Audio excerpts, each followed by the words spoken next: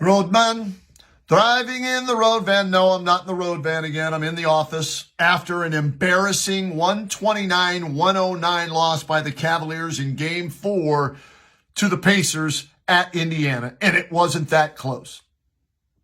Cavs were down by as many as 44 points in the game. They were down 41 points at halftime. 80-39 was the score at halftime. 80-39, that is not a mistake. That was the score at halftime. This was a debacle. This was a butt whooping. This was a Mother's Day massacre, if you want to call it that. This was unacceptable for a basketball team to perform like this with their season on the line in a playoff game, to come out that unprepared, physically, mentally, to get shoved around, to not answer the call, to not punch back. Okay, well, hey, I give DeAndre Hunter a little bit of credit. He shoved Mathurin back after Mathurin punched him in the midsection. But that was about it. I don't know who to blame on this one. Is it Kenny Atkinson for not having this team prepared, getting through to them that, hey, guess what, guys? Yeah, we won Game 3, but if you thought they were physical in the first 3 games, it's going to be even more physical in this game. You guys better be ready. It's going to be like a football game today. You got that? Did he not send that message along, or did he? And the players just thought, oh, we won the last game by 22 points. We figured it out. We got that zone defense. They don't know how to work against that. We got everybody back healthy. Nobody's on the injury report. We got this thing. Don't worry about it. I don't know who to blame. I don't know what was said, if it didn't get through, if they just thought they could show up and, they'd win this game and take the series back to Cleveland 2-2. They looked like they were in scrimmage mode. To them, it looked like a preseason game from the way they were playing. Whereas Indiana knew their season was on the line. They could ill afford to lose a second straight home game and let this series be tied at 2-2. So they came out and they, you know what? We are not going to lose. The desire that Donovan Mitchell had in Game 3, his will to win, he would not let them lose Game 3. The entire Indiana team had that grit, determination, desire, that will to win today. And nobody on the Cavaliers did. Donovan Mitchell was terrible in the first half. 3 of 11, 12 points. He comes out at halftime and is warming up, and his left ankle supposedly is hurt, injured, whatever you want to call it. He doesn't play the entire second half. And that's fine. Game was over at halftime anyways. So you weren't coming back from a 41-point deficit. But how injured is he? Will he be able to play Tuesday night? Remember last year, played a couple of games against the Celtics and then missed the last few games. I thought, I'm not sure what's worse. I'm not sure if blowing a 20-point lead at home on a 3-point shot basically at the buzzer and losing 120-119 in Game 2 is worse, or getting back in the series after a Game 3 win and then no showing.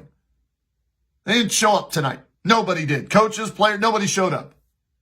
And you lose only by 20, but you were down by 44. I'm not sure which loss is worse. Both are unacceptable. Maybe Indiana's just the better team. Injuries, yeah, I know. You can point to those, and sure the Cavaliers will if this series ends Tuesday night or if they don't win this series. But, hey, part of the game. Hate to say that because, damn, OIC only in Cleveland. Jim Jones breaks his foot back in the old Coliseum Miracle of Richfield days.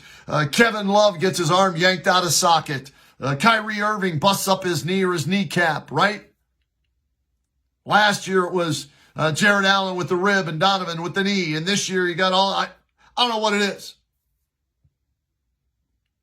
But the thing that I'm upset with the most is the lack of mental toughness and physical toughness is rearing its ugly head again with this basketball team.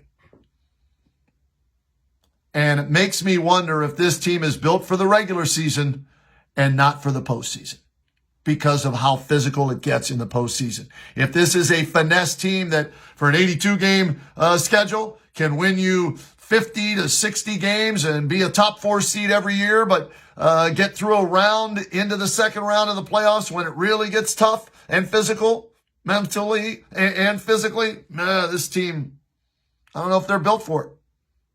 Who's their tough guy? Who's the toughest Cavalier? Ask yourself that question.